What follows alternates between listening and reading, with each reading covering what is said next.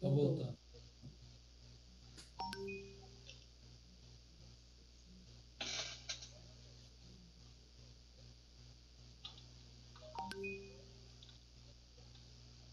Tá de roupinha, Lirinha? Oi, vocês conseguem me ouvir? Estamos te ouvindo bem. Eu tive que reiniciar o computador para atualização do meu sistema. Aqui é um pouquinho diferente. E a gente estava acostumado aqui a usar o aplicativo do Teams, geralmente no Zoom. Mas acho que agora vai dar certo. Vou compartilhar a tela, ver se vocês conseguem ver.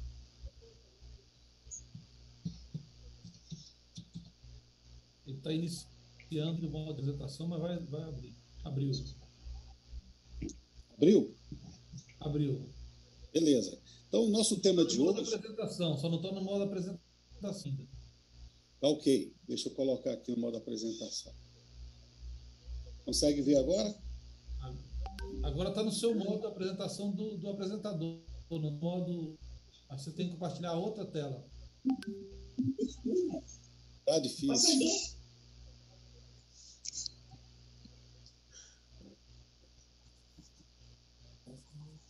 Mas dá para ir assim mesmo. Dá para ir? Ah, beleza. Então vamos lá. Vocês conseguem ver? Escolheu a tela. Faz assim, para apresentar primeiro e depois você compartilha a tela. Você escolhe a tela que está a apresentação. Pronto. Perfeito? Aí, agora ver, sim. Perfeito. Ótimo, legal. Desculpe aí, marinheiro em primeira viagem no Zoom. Aqui a gente usa mais o Teams e o Google Meet. Bom, o tema de hoje a gente vai falar sobre, vamos falar, o estudo de Daniel, capítulo 2, e o tema que a gente vai tratar são das 7 palavras proféticas que nós vamos encontrar, que nós vamos navegar no livro de Daniel. Meu áudio ok? Todo mundo me ouvindo? Tranquilo? Sim, tranquilo.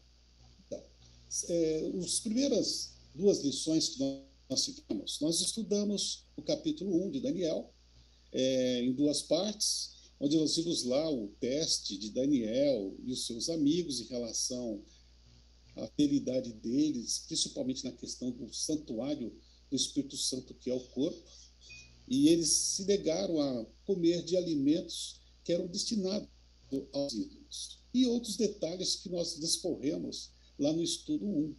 Hoje, nós temos uma outra faceta.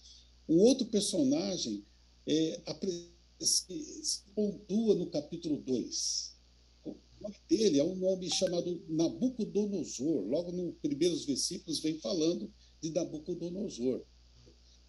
É um nome não muito comum. Eu geralmente não vejo pessoas com esse nome, né? Imaginem, Nabucodonosor, dificilmente a gente vê alguém com esse nome. E no capítulo 2, ele vem narrando como segundo reinado, o segundo ano do reino de Nabucodonosor. E nesse segundo reinado, vem contando que ele estava muito preocupado com as coisas que iam vir, coisas que acontecem na vida da gente, né? Diz um ditado que quando a gente... Ditado não, os próprios psicólogos falam isso. Todo mundo tem um pouco de ansiedade, um pouquinho de estresse e um pouquinho de depressão. E quando a gente fala que está com depressão, fala que nós estamos com retrovisores olhando para trás. Quando nós estamos muito estressados, estamos com excesso de presente. E quando nós estamos assim, um pouco ansiosos, né? Quando nós estamos muito preocupados com o que vai acontecer, com as contas que a gente precisa pagar, com o nosso futuro. E uma dessas noites, Nabucodonosor, ele estava muito ansioso, estava preocupado com o futuro do seu reino, né? Uma das discussões que nós tivemos lá também, na última estudo, por exemplo, os reis eles se precaviam até mesmo das pessoas que lhe eram mais acessíveis. Geralmente eram eunucos, até para que ele não tivesse perigo, não corresse o risco de ter ali uma situação extraconjugal ali na sua corte. Lembra que nós comentamos sobre isso? Mas mesmo assim, um rei, principalmente um imperador do maior império na época da Médio Persa, ele tinha muitas preocupações. Babilônia é uma cidade gigantesca, né? Era o berço ali da civilização da Médio Persa. E numa dessas noites ele dormiu preocupado. Abrindo aqui o capítulo 2, da palavra de Deus, nós vemos que ele dormiu preocupado e ele teve um sonho. Vamos ler o primeiro versículo aqui do capítulo 2. Ele diz o seguinte, que no segundo ano do reinado de Nabucodonosor, teve este um sonho. O seu espírito se perturbou e passou-se-lhe o sono. E então o rei mandou chamar os magos, os encantadores, os feiticeiros e os caldeus, para que declarassem ao rei quais foram os sonhos. E eles vieram e se apresentaram diante do rei.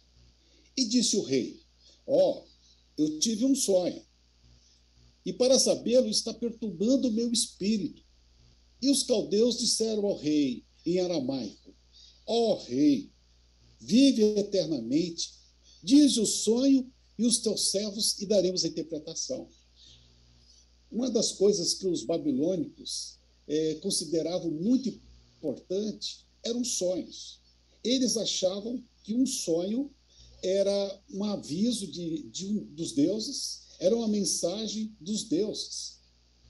Eles acreditavam que o sonho era como se nós estivéssemos recebendo uma carta e ali o Deus que eles acreditavam estava querendo falar com eles. E eles sentiam que aquele sonho era muito importante. E como acontece com a gente, muitas vezes a gente tem um sonho e você sabe que sonhou alguma coisa, mas você lembra de alguns pedacinhos do sonho e não lembra de tudo. Isso aconteceu com Nabucodonosor. Ele sabia que era algo muito importante e eles acreditavam que era algo que os deuses tinham, era um aviso dos deuses, mas ele não conseguia lembrar de tudo. Ou, de repente, ele nem se lembra, ele só sabia da importância. Mas o que aconteceu? Ele chamou ali os sábios, as pessoas que eram mais, que cuidavam da ciência. E o que aconteceu?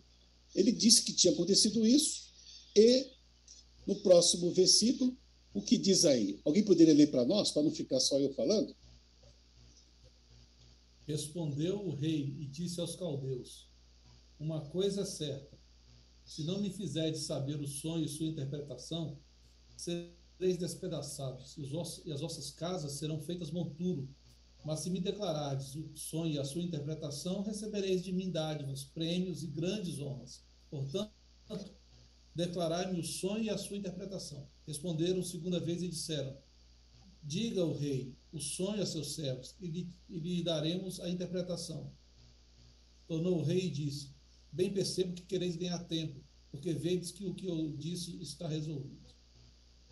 Exatamente.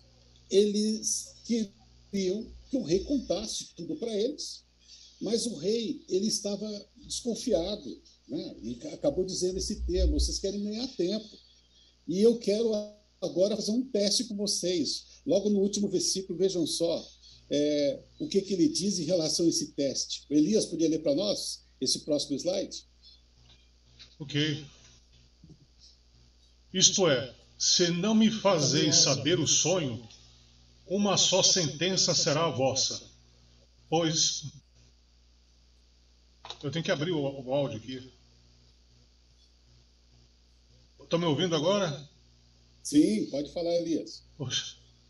Isto é, se não me fazeis saber o sonho, uma só sentença será a vossa, pois combinastes palavras mentirosas e perversas para as proferirdes à minha presença, até que mude a situação, portanto, dizei-me o sonho, e saberei que me podeis dar-lhe a interpretação. Responderam os caldeus na presença do rei, e disseram, não há mortal sobre a terra que possa revelar o que o rei exige, pois jamais houve rei, por grande e poderoso que tivesse sido, que exigisse semelhante coisa de algum mago, encantador ou caldeu. A coisa que o rei exige é difícil, e ninguém há que a possa revelar diante do rei, senão os deuses, e estes não moram com os homens. Então o rei muito se irou e enfureceu, e ordenou que matassem a todos os sábios da Babilônia. Aí está o drama do sábio, dos adivinhos, dos homens da ciência do Império de Babilônia. o rei ficou enfurecido.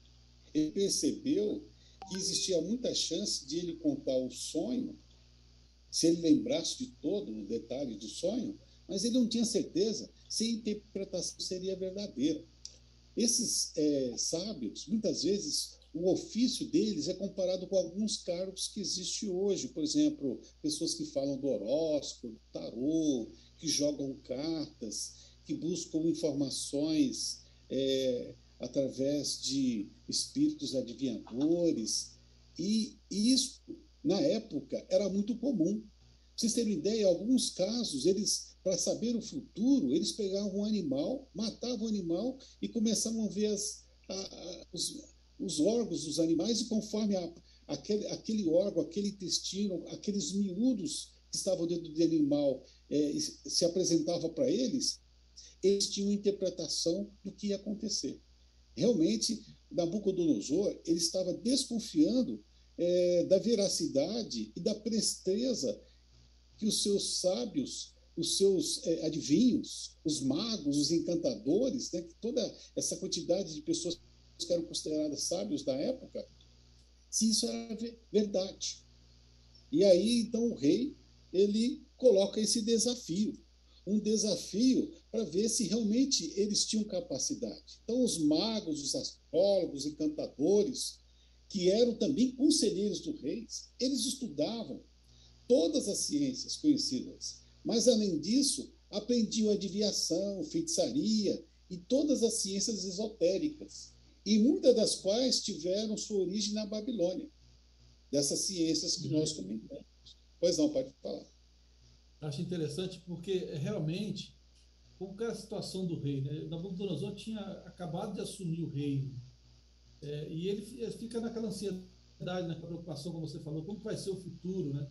Eles tinham medo de revoluções, de ataques, de outros reinos virem, de outros serem invadidos, né? Então, tudo que eles podiam fazer para saber o futuro, eles faziam, né? E nesse caso, essa comunicação, essa tentativa de conhecer o futuro era a coisa mais apreciada por eles. Interessante que Daniel estava nesse bolo aí, né? Porque ele formou-se nessa cultura. Talvez ele não praticava talvez ele não praticava esse assunto, mas ele passou por essa faculdade aí ele essa se formou, universidade, né? nessa cultura babilônica aí, né? Daniel e os amigos dele. Né? Exatamente, Nino. Ele não sabia por quê. No momento que o rei se enfureceu, ele ele fez um decreto dizendo o seguinte: vejam só aí, Daniel 2, lê para nós, Raimundo, o decreto do rei. No 13? 2, 13 a 18. Saiu o decreto segundo o qual deviam ser mortos os sábios e buscar a Daniel e aos seus companheiros para que fossem mortos. Então Daniel falou avisada e prudentemente a Arioque, chefe da guarda do rei, que tinha saído para matar os sábios da Babilônia. E disse a Arioque, encarregado do rei: por que é tão severo o mandato do rei? Então Arioque explicou o caso a Daniel. Foi Daniel ter com o rei e lhe pediu designasse o tempo e ele revelaria o rei a sua interpretação. Continua? Tá bom. Então, o que aconteceu? Aí, até onde está o vermelho, aí do versículo de 13 a 18, o rei ficou muito furioso e ele mandou matar todo mundo. E ele generalizou, até os sábios, os adivinhos, aqueles que não estavam no momento em que o rei pediu que eles revelassem o sonho e também a sua interpretação, entrou na bacia das almas, como a gente poderia dizer. E nesse estava Daniel, que além de ser um dos sábios da corte, mas eles eram também cativos. Arioque era o chefe da guarda, falou: então vou começar a matar, vou começar a exterminar os que são cativos, né? Mas ele tinha a simpatia de Arioque e ele pede, então, para que leve novamente ao rei. E pede um prazo. Pode continuar, Raimundo. Antes de continuar aqui, é interessante notar o seguinte: Sim. que os magos que foram apresentados diante do rei eram os melhores que tinham, e eles não tinham Daniel como um dos melhores, nem os amigos de Daniel.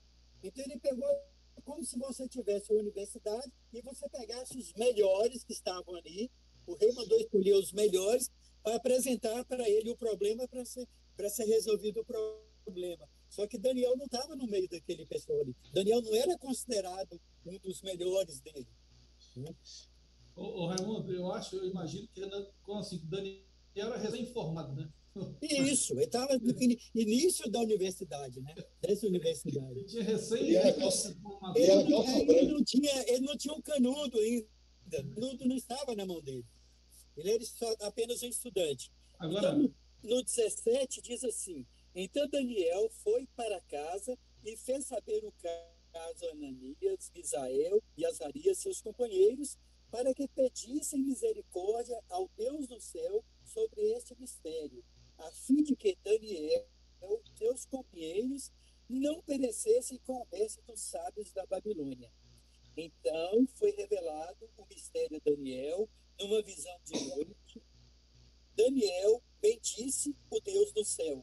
Disse Daniel: seja bendito o nome de Deus de eternidade em eternidade, porque dele é a sabedoria e o bem.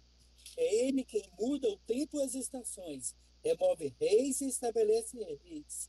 Ele dá sabedoria aos sábios e entendimento aos inteligentes.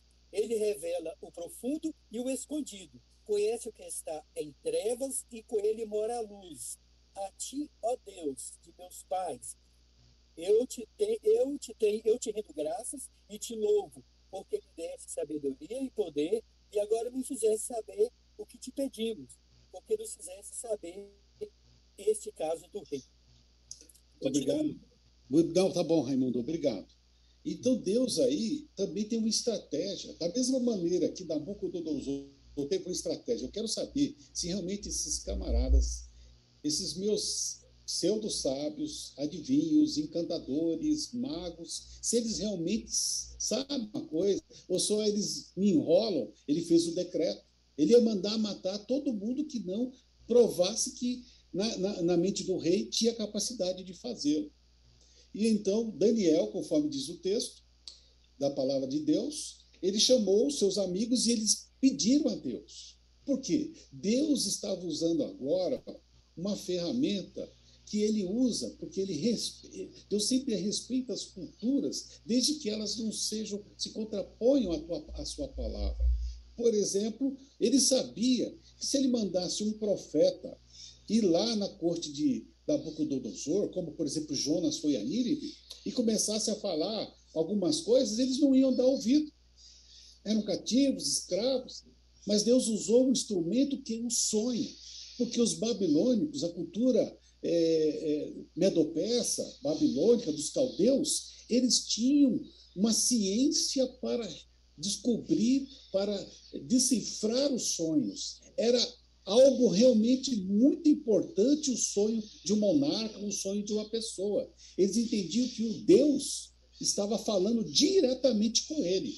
A crença na revelação dos sonhos era algo fantástico. Assim como hoje muita gente ainda acredita, tem livro de sonhos. E a Bíblia diz que também Deus se faz uso dos sonhos, muitas vezes para falar aos seus servos, os profetas. Mas no caso da Babilônia, era algo muito importante. Assim como também Deus usou uma curiosidade muito interessante que eu estava estudando sobre a pregação de Jonas. Jonas, quando chegou em Nínive, imagina um judeu, inimigo deles, chega lá no meio da cidade e fala assim: ó, tudo isso aqui vai ser destruído em 40 dias se vocês não se arrependerem. Por que eles creram? Deus também usou algumas coisas que fez com que a mensagem de Jonas fosse aceita de uma maneira extraordinária. Por exemplo, agora nós estamos confabulando. De repente, chegou também a notícia que o profeta Jonas foi jogado na praia por um peixe. A Bíblia diz que ele foi vomitado de um peixe. E da cultura dos ninivitas, eles adoravam um deus chamado Dagon. E Dagon, ele tinha a parte de baixo no formato de um peixe.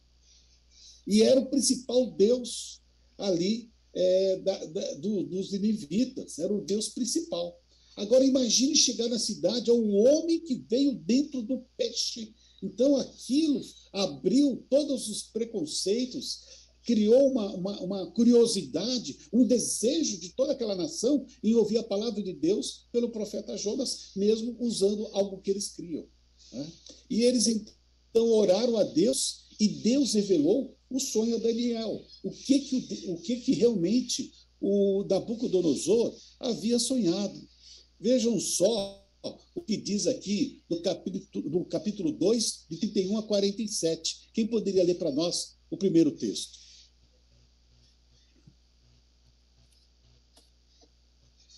Do 31 a 47? Desculpe, do 2, 27 a 28. Né? Respondeu Daniel na presença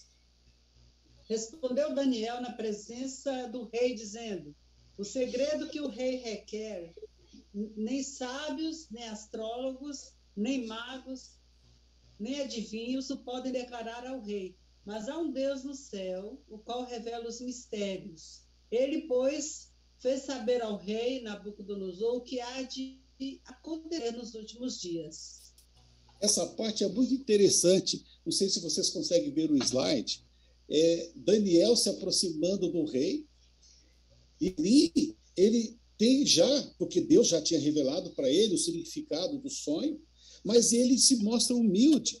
Ele mostra que ele não sabe de nada e que tudo aquilo que o rei sonhou foi Deus que revelou.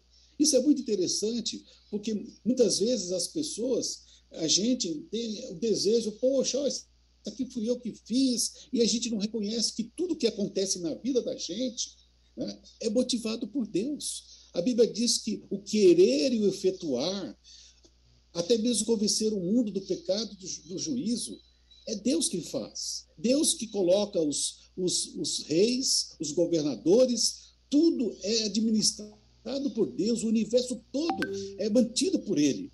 O passado, o presente e o futuro são coisas humanas. Deus, ele tem acesso à singularidade do tempo. O passado, o presente para ele são a mesma coisa. Vamos ver o que diz, então, essa revelação, o que o rei realmente havia sonhado? Joil, Pode falar. É interessante essa fala de Daniel. Opa, desculpe, Nino. Está me ouvindo? Ouvindo, pode falar. Interessante essa fala de Daniel, quando ele fala assim, olha, esse mistério que o rei quer, nem sábios, nem encantadores, mas há um Deus no céu. É basicamente a fala que os próprios sábios falaram lá no verso 10 e no verso 11. Olha, rei, o que você está querendo aí, a gente não consegue fazer, nenhum monarca pediu isso para algum mago. Quem sabe, aí no verso 11 ele fala assim, no verso 10, não há ninguém sobre a terra que possa declarar a palavra do rei. E no verso 11 ele fala, senão os deuses cuja morada não é com os homens. Então, quer dizer, a fala dos magos, dos sábios, eles falam assim, olha, a gente aqui na Terra nós não temos condição de fazer isso. E Daniel reafirma e diz assim, olha, realmente, aqui na Terra não tem ninguém que consegue fazer isso, mas há um Deus no céu que revela os mistérios. É muito interessante esse...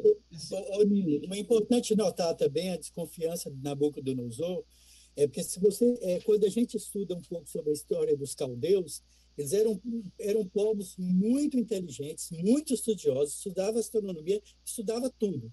É tanto que em Ur dos Caldeus existia rede de esgoto, coisa que hoje não existe em muitas nossas cidades. Eu digo que até em capitais não existem. Então, assim, a desconfiança dele era essa, que eles sabiam, que eles queriam alguma coisa a mais. E outra coisa, a desconfiança no mundo fora, eu já vi pessoas a falarem comigo quando a gente vai estudar sobre isso, falar assim, imagina, Nabucodonosor sabia o que ele tinha sonhado. Ele só que não queria revelar. Só que a Bíblia diz que não, que ele não se lembrava do sonho. E a maior preocupação dele era justamente o fato dele não lembrar do sonho. Perfeito, Raimundo, é isso mesmo, porque ele tinha na mente dele que ele tinha sonhado algo muito importante. Talvez ele lembrasse alguma coisa, mas ele não sabia o quê. Poxa, eu sonhei algo muito importante. Deus impressionou o coração dele que algo muito importante, assim como sonhou também lá no Egito, José, né? Quando o faraó sonhou, ele também sabia que tinha algo muito importante, mas era diferente, ele só não sabia o significado. Aqui, Deus foi mais do que José do Egito. Ele queria provar para toda aquela nação que acreditava em magia, em adivinhação, que acreditava, por exemplo, em ver o futuro através e abrir o animal, das entranhas do animal, de ver. Ele queria mostrar que tudo aquilo lá não era verdadeiro. Por quê? Muitas vezes nós falamos do período de 70 semanas, 70 semanas será para o seu povo, mas não era só para o povo de Judá, 70 semanas também era para a Babilônia. Era o segundo reinado de Nabucodonosor. Toda a nação estava entrando na balança de Deus. E ali, o povo cativo, eles estavam pregando com seus testemunhos. Deus, através daquele povo, estava mostrando para a nação caldeia, babilônica, o Deus verdadeiro, que ele é o Deus. Os outros são pedras, não falam e nem ouvem. E ele, através disso, ele colocou em descrédito os principais, conforme disse o Nino, os principais daquela corte. E aí ele começa, então, a decifrar e dizer o que Deus tinha revelado para ele no sonho que Nabucodonosor havia esquecido. Vamos ver, então, o que ele viu? Quem vai ler? Quem gostaria? Alguém que não leu, pode ler? Então foi juntamente esmiuçado o ferro, o barro, o bronze, a prata e o ouro, os quais se fizeram como a palha das eiras no estio, e o vento os levou, e deles não se viram mais vestígios. Mas a pedra que feriu a estátua se tornou em grande montanha, que encheu toda a terra. Este é o sonho, e também a sua interpretação diremos ao rei. Tu, ó rei, rei de reis, a quem o Deus do céu conferiu o reino, o poder, a força e a glória. Até aí? Pode ler, pode continuar. Então, vou pegar a cujas mãos foram entregues os filhos dos homens, onde quer que eles habitem, e os animais do campo e as aves do céu, para que dominasse sobre todos eles. Tu és a cabeça de ouro. Depois de ti se levantará outro reino, inferior ao teu, e um terceiro reino de bronze, o qual terá o domínio sobre toda a terra. O quarto reino será forte como ferro, pois o ferro a tudo quebra e esmiuça. Como o ferro quebra todas as coisas, assim ele fará em pedaços e esmiuçará. Quanto ao que viste dos pés e dos artelhos, em parte de barro de oleiro e em parte de ferro, será esse um reino dividido. Contudo, haverá nele alguma coisa da firmeza do ferro, pois que viste o ferro misturado com barro de lodo. Como os artelos dos pés eram em parte de ferro e em parte de barro, assim por uma parte o reino será forte e por outra será frágil. Quanto ao que viste de ferro misturado com barro de lodo, misturar-se-ão mediante casamento, mas não se ligarão um ao outro, assim como ferro não se mistura com barro. Mas nos dias desses reis, o Deus do céu suscitará um reino que não será jamais destruído. Esse reino não passará a outro povo, esmiuçará e consumirá todos esse reino, mas ele mesmo subsistirá para sempre. E agora a última parte do versículo. Como vistes que do monte foi cortada uma pedra sem auxílio de mãos, e ela esmiuçou o ferro, o bronze, o barro, a prata e o ouro, o grande Deus fez saber ao rei o que há de ser futuramente. Certo é o sonho, e fiel a sua interpretação. Então o rei Nabucodonosor se inclinou e se prostrou o rosto na terra perante Daniel, e ordenou que lhe fizesse oferta de manjares e suaves perfumes. E disse o rei a Daniel: certamente o vosso Deus é o Deus dos deuses, o Senhor dos reis e o revelador dos mistérios, pois pudesse revelar esse mistério. Deus aqui, novamente, aproveitando a cultura, a tradição dos caldeus, ele usou a figura de um poste, de uma estátua, né, que eles tinham várias estátuas, e ele começou a mostrar tudo o que ia acontecer desde o rei de Babilônia até os últimos dias. Não sei se vocês conseguem ver, se o vídeo reproduz.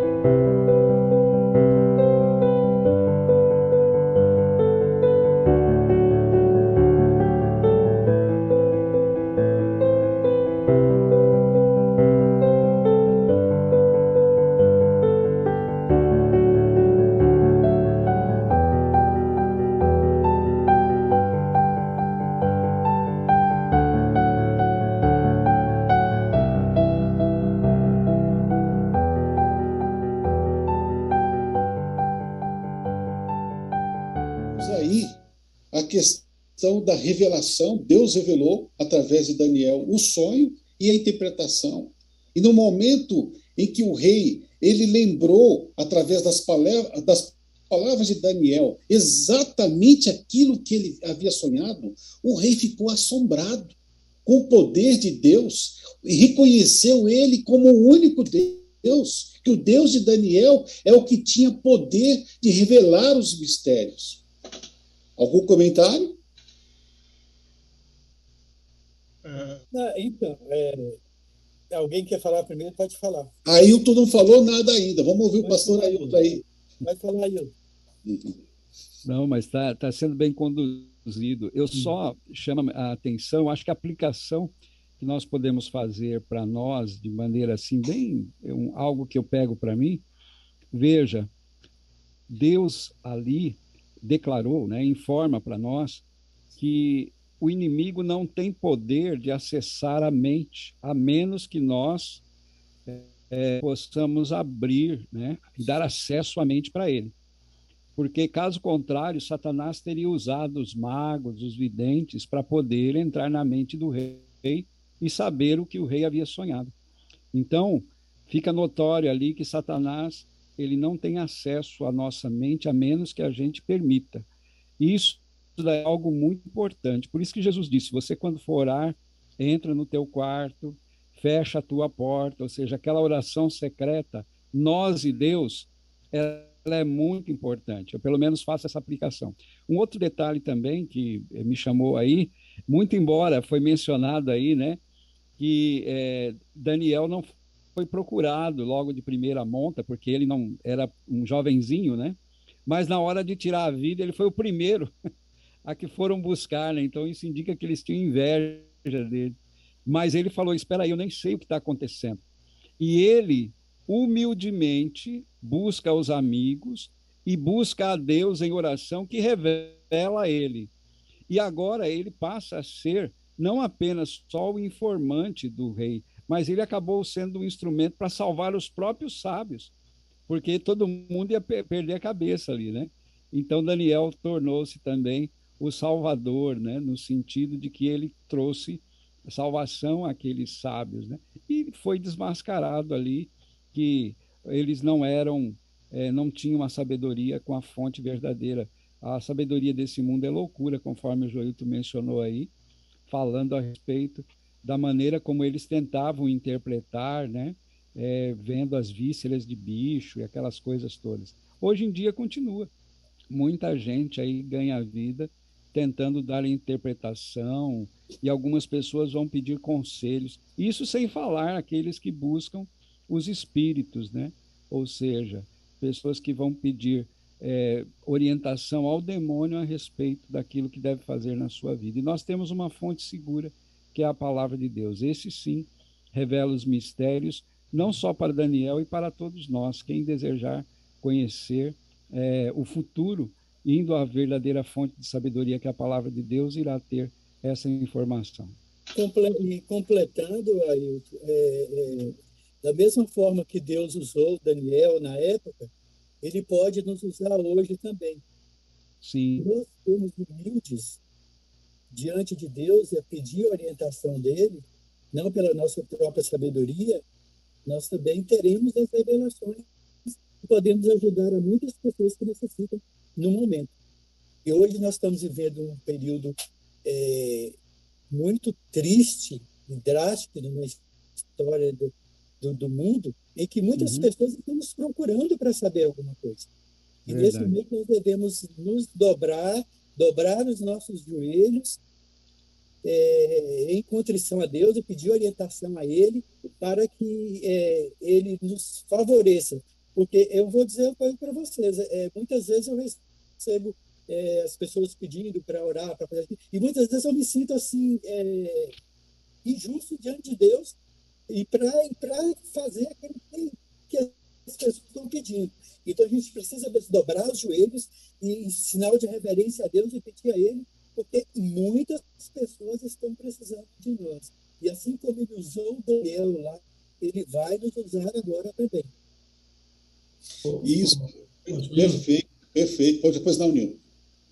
Sobre o que o Ailton falou aí também, o primeiro que foi buscado para ser morto foi Daniel, mas quando ele tem a revelação, ele fala assim: não mate os sábios do rei. Ele se preocupa com os sábios, né? Apesar de haver essa aparente rivalidade entre eles, ele poderia muito bem falar: não, pode matar esse povo todo que eu tenho aqui, são todos uns cafajestes, são charlatões, né? Essa teoria deles aí não vale nada, mas não, ele salva todo mundo. Ele fala: não mate o sábio do rei. Eu tenho a interpretação. Eu acho que a postura do cristão é essa, né?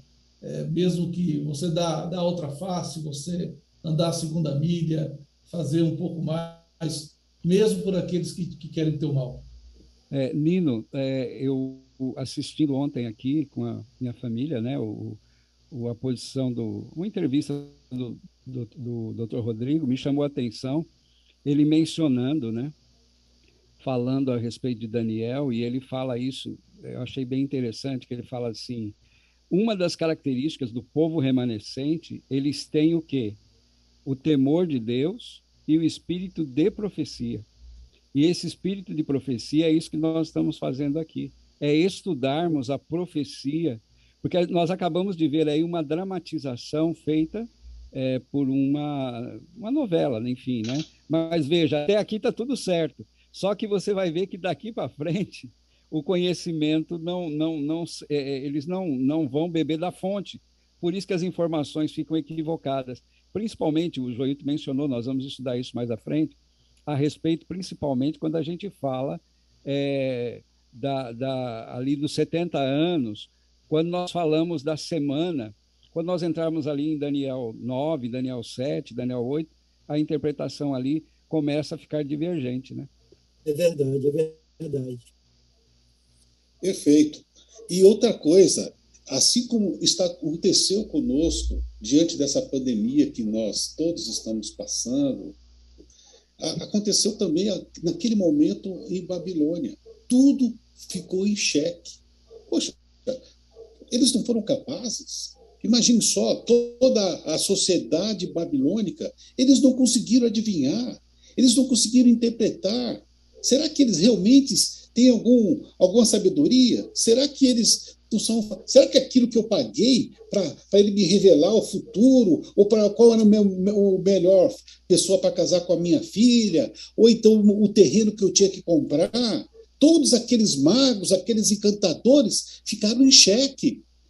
O próprio rei disse, é Daniel, é o Deus de Daniel. E o próprio Daniel disse, isso que o Senhor pediu, que o rei pediu, nenhum mago, nenhum encantador, Daniel confirma, eles não conseguem fazer isso. Isso não é possível, só Deus faz isso. E a Bíblia vem dizendo, através dos seus profetas, que a mesma coisa acontece nos dias de hoje. Não adianta você ver o horóscopo, o signo, a astrologia, as cartas, o tarô. Só Deus pode revelar o futuro. Não adianta você consultar espíritos familiares, ir em algum lugar para alguém dizer que está consultando o espírito de alguém que morreu. Só Deus sabe o futuro. Os mortos nada sabem. Nem sabe se vão ter sequer recompensa. Deus é o Senhor, Ele é o Deus Todo-Poderoso.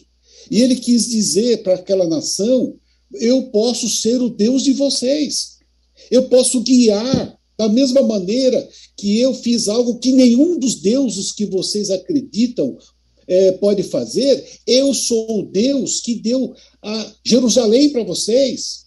Né? Vários impérios vários reis tentaram conquistar Jerusalém, e vocês entraram porque eu quis, eu autorizei. Vocês estão nessa posição porque eu estou permitindo. Ele começou, então, junto com Nabucodonosor, se revelar da maneira que eles entendiam, através de um sonho, através da estátua que representava, eles acreditavam nesse formato. E agora, didaticamente, Deus começa a contar o presente, na época de Nabucodonosor, o futuro, e ele começa a revelar também o futuro do Joilton, do Nino, do Alexandre, do Ailton. Nós estamos dentro da profecia de Daniel, capítulo 2. Muitas vezes nós vamos encontrar na Bíblia alguns textos que Deus diz assim, vai e escreve. Né? E esse livro, Deus deu ordem, escreve e sela. Porque quando chegar o tempo do fim, eles vão abrir esse livro e ali eles vão esquadrinhar, o saber vai se multiplicar, eles vão entender o que significa.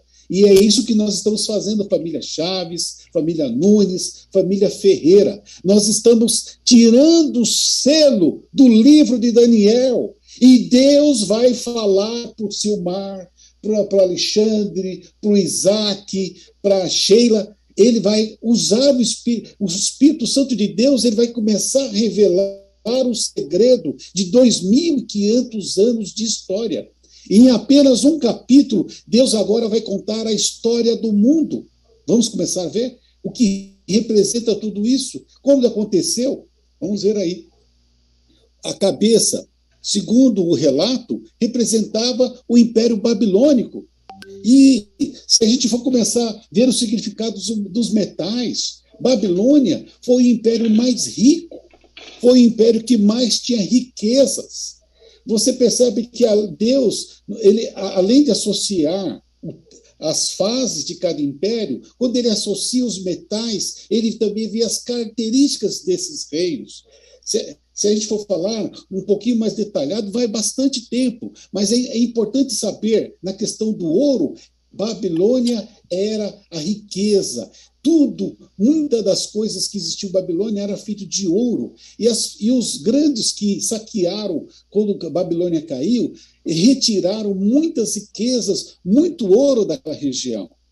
Na sequência, depois que passou-se o reino de Nabucodonosor, que era o império dos caldeus, o reino de Babilônia, nós tivemos um outro reino, que foi o reino Medo-Persa.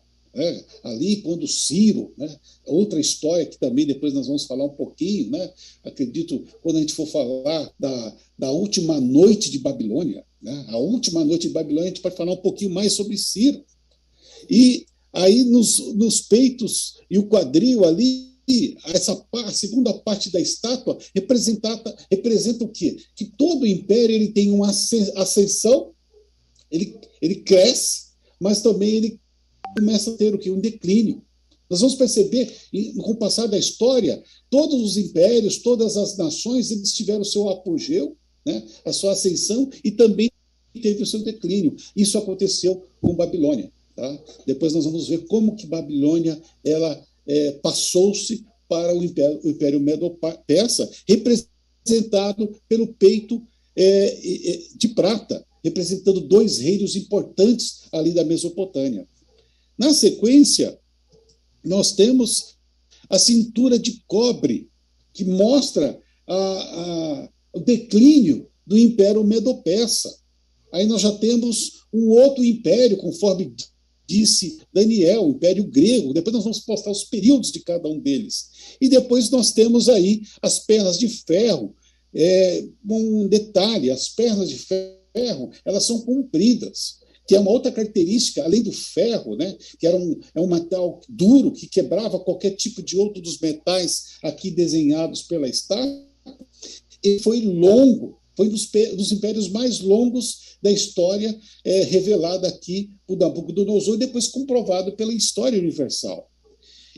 E, na sequência, nós temos uma divisão, onde o ferro ele se mistura com o barro, que é uma outra característica da mistura, não só da questão política com o religioso, mas também de reinos mais fracos com reinos mais frágeis. E o metal e barro são coisas também interessantes que Deus usou, mostrando que eles não iam se unir. Não existiria mais um império universal como Babilônia, um império universal como a Grécia, como os Medo-Persas, que dominou toda aquela região civilizada daquela época. Agora seriam reinos mais fracos e reinos mais fortes, representados aqui pelos pés da estátua. Então, nós temos aí os períodos de duração de cada um desses reinos. Babilônia, período de 605 a 539 a.C. O reino Medo-Persa, 539 a 331 a.C. A Macedônia, o reino grego, 331 até 168 a.C. Roma, o Império dos Césares, de 168. Oi? Pois não. Está parado na tela do... No meu está parado na tela do vídeo. Desculpe, gente. Deixa eu voltar aqui. Eu estava mostrando para vocês essas partes aqui. Vocês estão conseguindo ver? Não. Agora sim. Desculpe, eu não dei aqui o continuar. Então, a cabeça de ouro, o peito de prata, a cintura de bronze, representando o Império Grego, as pernas de ferro representando Roma, os pés de barro e ferro representando a Europa dividida, e os períodos que eu estava lendo aqui. Babilônia, 605 a 539 a.C., a Medo-Persa, de 539 a 331 a.C., a Macedônia, que é o Império Grego, Roma, que foi o maior período, quase 500 anos de império, e a Europa dividida, que representava o barro e o ferro. E depois nós temos o que viu Daniel, uma estátua cortada sem auxílio de mão e as 7 palavras proféticas de Daniel. Onde estão essas 7 palavras proféticas? Quem pode ler para nós Daniel 2, versículo 43? Eu. Pois não. Quanto ao que viste do ferro misturado com barro de lodo, misturar-se-ão pelo casamento, mas não se ligarão um ao outro, assim como o ferro não se mistura com o barro. Muito Não obrigado. se misturarão um com o outro. Exato. Essa é uma palavra profética, são 7 palavras, se vocês contarem. Ó. Mas, não, 2, 3, se ligarão um ao outro. E nós estamos incluídos aqui dessa palavra profética. Por quê? O Daniel, ele viu depois uma pedra cortada sem auxílio de mão, caiu aonde? Na cabeça da estátua? Não. No peito, na cintura, nas pernas? Não, porque são reinos que já passaram. Ele cai, essa pedra, nos pés da estátua, que é onde nós estamos vivendo. Né? Depois nós percebemos, depois do Império Romano, que os reinos, como é que se diz? O poder romano, ele se dividiu. Com as nações fortes e fracas que iriam substituir o mundo até o último império, que será o reino de Deus, o último império. E esses reinos tentariam unir-se em casamento, diz o texto, mas não conseguiriam. As nações europeias buscaram formar alianças por meio de casamentos reais, mas as tentativas fracassaram na esteia da profecia. Diversos governantes como Carlos Magno, Napoleão Bonaparte, o Kaiser Guilherme, Adolfo Hitler, desejaram refazer o Império Romano e governar sobre a Europa unida para uma vez fracassarem. Eles queriam mostrar que o texto de Daniel, muitos tentaram fazer, um dos historiadores que tentou desacreditar Daniel foi Porfírio, mas depois tudo que Porfírio disse caiu por terra, quando tudo se cumpriu depois de Porfírio. E esses imperadores, como Carlos Magno, lá pelo período de 800, foi o período de 800, Napoleão foi um dos que mais chegou próximo de unir a Europa, mas foi derrotado lá na Rússia, e assim nas suas diversas tentativas. Adolfo Hitler também, outro que se aproximou muito, querendo desfazer da profecia que Deus disse que não vai ser quebrada. Em que momento nós estamos exatamente dessa profecia? Nós estamos nos pés da estátua. No momento que as nações tentaram unir a Europa, tentaram provar o contrário da palavra de Deus, por exemplo, a União Europeia, outra tentativa de se unir aquilo que foi separado pelo poder da profecia. Vejam só aqui que Gibson fala das divisões, ele fez um estudo mostrando todas as divisões que resultaram da divisão do Império Romano. E aqui nós temos as divisões quando caiu, quando teve a decadência do Império Romano. Primeiro nós tivemos a primeira divisão, os anglos, ou a Inglaterra, os francos, que representam a França, os visigodos, o norte da Espanha, os suevos, representando Portugal. Depois nós tivemos os vândalos, representando o sul da Espanha, os germanos, representando a Alemanha, os burgundos, representando a Suíça, os ostrogodos, a Austrália, e os lombardos, representando o norte da Itália, e os hérculos, que é também representando aí o sul da Itália. Lembrando-se que 3 desses eles foram consumidos aí, é outro estudo que nós vamos fazer, da intervenção da união do poder romano com o poder religioso, que foi os hérculos, os vândalos e os ostrogodos. Matéria para a gente estudar um pouquinho mais para frente, como esses 3 reinos foram exterminados e destruídos no momento aí da divisão do Império Romano. Algum comentário?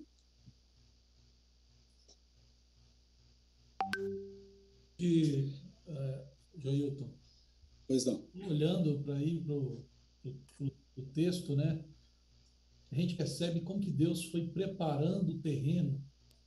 Esses impérios, eles também não vieram à toa, né? Quando a gente vê a ordem deles, né? Você vê Babilônia, Medo-Persa, Império Grego. O Império Grego antes do Império Romano. O Império Grego preparou o caminho para a vinda de Cristo, com a unificação um idioma, o idioma grego, né? O grego romano, o grego desenvolveu pelas províncias, a cultura grega se disseminou. Quando vem o Império Romano, com aquele domínio mais forte, traz consigo a Pax Romana, né? O período de paz romana, para que Jesus tivesse condições de nascer ali num momento mais adequado, na plenitude dos tempos. A senhora White fala que Jesus nasceu na plenitude dos tempos. Então, a gente percebe isso, que esses impérios eles tiveram a sequência, não somente a sequência aleatória, mas uma sequência que realmente Deus estava no comando dessa história do mundo. E vindo para os nossos dias hoje, a gente vê o seguinte, que nós vemos uma Europa não unida, como a própria profecia diz. E nós vemos agora, o Reino Unido saiu, a Grécia tinha saído, e muitos vão sair. Porque a Suécia, por exemplo, nunca entrou. Nunca entrou. Então, e acontece o seguinte, Joilton, as ideias deles não batem. Até na própria pandemia, a ideia deles não batiam com um termo de comprar vacinas, de espalhar pela Europa, nada disso. Então, assim, é uma mistura, como a própria Bíblia diz, é o ferro misturado com o barro. Eles não se unem, na verdade. É uma falsa união. E outra coisa que nós podemos entender aqui, como foi fiel a palavra. Deus, ele revelou ao rei que se o sonho era verdade, se esse presente que era a Babilônia, depois que se tornou-se, por exemplo, Grécia, depois de Babilônia, depois que se tornou Roma, depois que se tornou e foi dividida, né? Roma foi dividida e tornou-se ali depois da Grécia nós tivemos a questão de Roma e ela foi dividida e os reinos formaram exatamente 10 conforme os dedos da estátua. Tudo aconteceu conforme estava dito na profecia. E se tudo aconteceu precisamente, isso nos dá uma garantia que a pedra vai ser cortada. A pedra vai ser cortada sem auxílio de mão. E essa pedra representa o governo de Deus, que vai se estabelecer aqui na Terra, aonde ele vai acabar com a morte, com pandemias, com dor, vai acabar com as injustiças. E ele, da mesma maneira que ele se revelou a Nabucodonosor, ele quer se revelar, ele se revela a cada um de nós de formas diferentes. E Deus, um dos presentes, um dos atributos, quando Jesus foi ao céu e ele disse, eu preciso ir porque algo maravilhoso precisa vir aqui para a Terra. Algo que vai mudar tudo, todas as concepções do ser humano. É o Espírito Santo. Deus, Espírito Santo. Ele vai mudar tudo. Vocês vão estar comigo através dele. Ele vai guiar a sua vida. Ele vai mostrar o certo. Ele vai te convencer do que é certo. Ele vai te convencer do juízo e da justiça. Ele vai pesar a sua mente quando você estiver fazendo alguma coisa errada. Ele vai te dar dons, talentos. O Espírito Santo vai dar significado. Ele vai ressignificar a sua vida. E Jesus disse que o melhor momento para você receber isso é agora. Ele disse, se hoje ouvirdes a minha voz, não endureçais o vosso coração. Deixa eu entrar. Deixa eu fazer parte da sua vida. Muitas vezes a gente fala assim, mais para frente eu vou me dedicar 100%, eu vou buscar. Não precisa fazer nada. Você recebeu o Espírito Santo, você não precisa fazer nada, você simplesmente precisa dizer, eu quero, Senhor. Ele diz, todo aquele que pedir, dá-se-vos-á. Todo aquele que buscar, achará. Todo aquele que abrir-se-vos-á. A única coisa que você precisa para participar desse novo império, o último império do planeta, é aceitar o Senhor Jesus. Ele diz, eis que estou à porta e bato. Deixa eu entrar. Eu quero fazer uma revolução na sua vida. Eu quero dar significado. Eu quero dar sentido. O primeiro milagre, melhor dizendo, de Jesus foi em Canaã da Galileia, quando ele transformou a água em vinho. Resumindo aqui, porque a história é grande, a água, muitas vezes, é parecida com a vida da gente. Algo sem cor, sem cheiro e sem sabor. E Jesus, quando quando ele pôs a sua mão, quando ele tocou, quando ele deu significado, tornou-se um melhor vinho, algo saboroso, com cor e com cheiro. Muitas vezes a vida da gente está assim, sem cheiro, sem cor e sem sabor, sem sentido. Por que eu estou aqui? Qual é o sentido da vida para mim? Ele quer ressignificar a minha e a sua vida. Nesse momento, eu convido o Isaac para cantar um hino para nós. Se vocês quiserem acompanhar, por favor, uma mensagem de Deus para cada um de nós. Da mesma maneira que ele usou um sonho para falar com o Nabucodonosor, e depois usou um ídolo, né, e feito de várias partes de metal, Deus agora quer usar eu não posso ver as crianças. Deus agora quer usar um hino para falar ao meu e ao seu coração.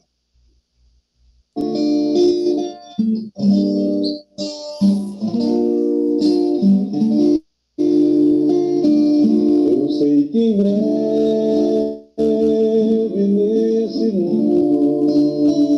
o meu Jesus. Vocês estão conseguindo ver, gente? Eu não esqueci de perguntar. Estão conseguindo? Agora sim.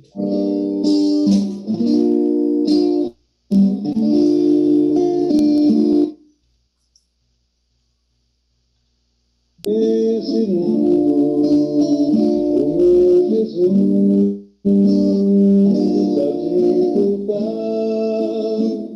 virá em glória e majestade, e a todos ele irá julgar. Nosso viver irá julgar, e uma sentença pronunciar.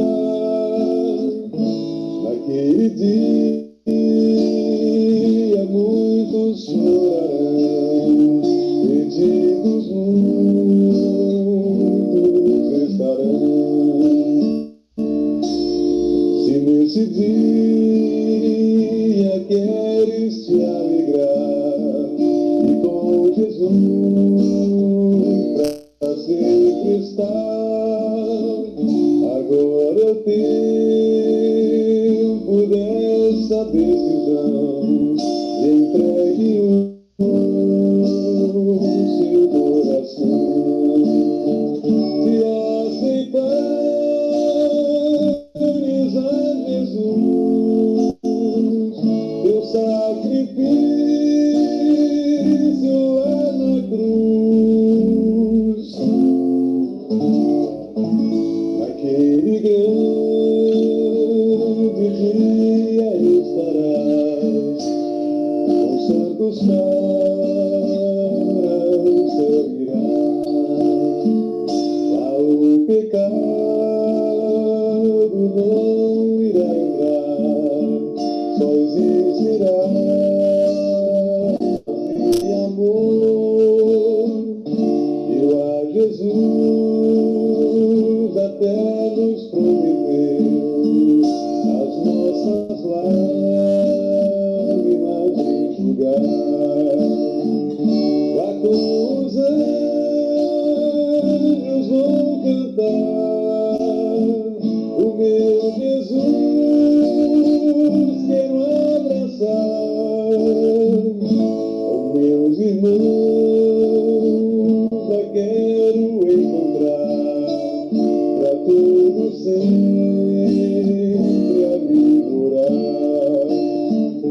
Se aceitares a Jesus, seu sacrifício lá na cruz, naquele grande dia estarás com santos para o céu irás, com santos para o céu irás.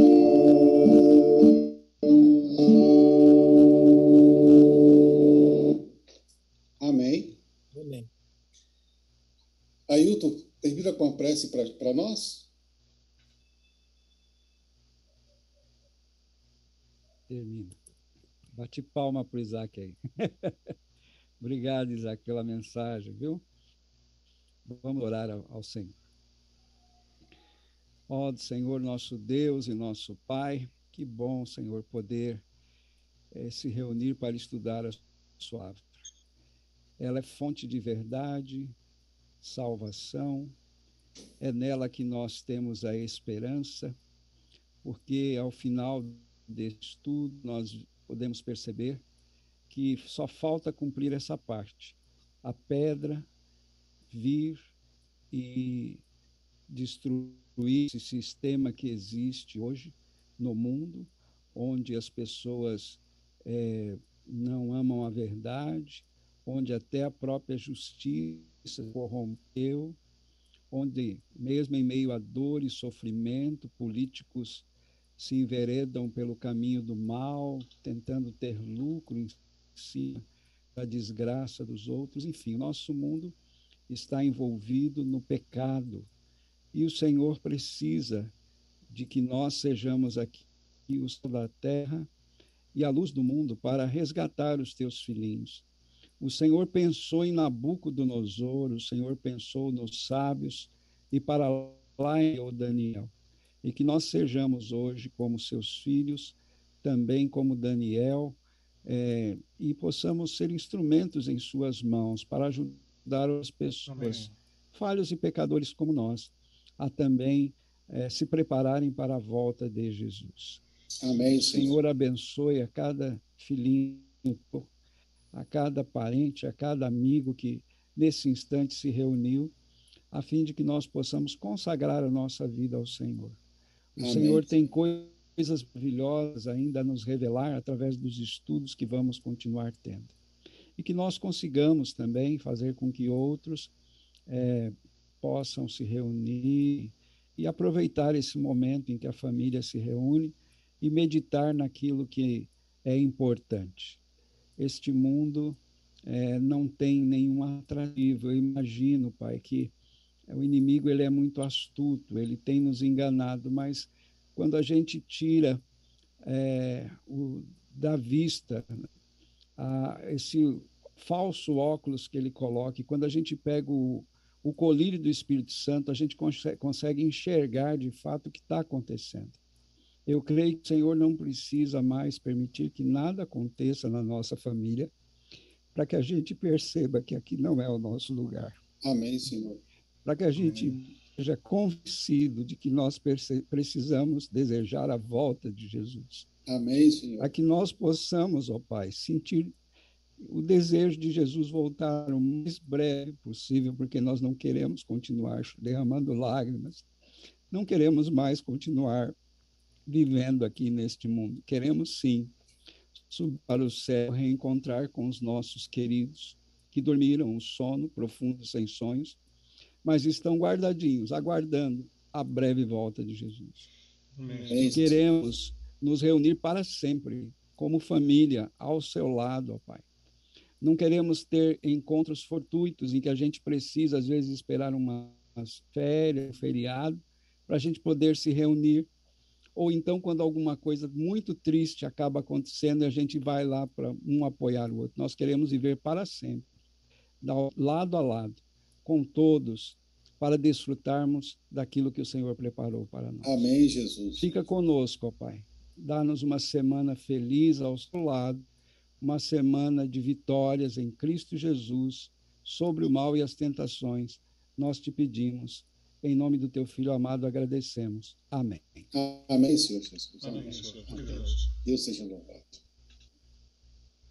Que bênção, hein? Obrigado, Joil, pelo estudo aí, pela condução. Obrigado a todos que participaram. Feliz semana para cada um aí. Uma feliz semana para todos. Feliz semana. E a gente se encontra no próximo sábado, às 16h45, com o capítulo 3 do livro de Daniel.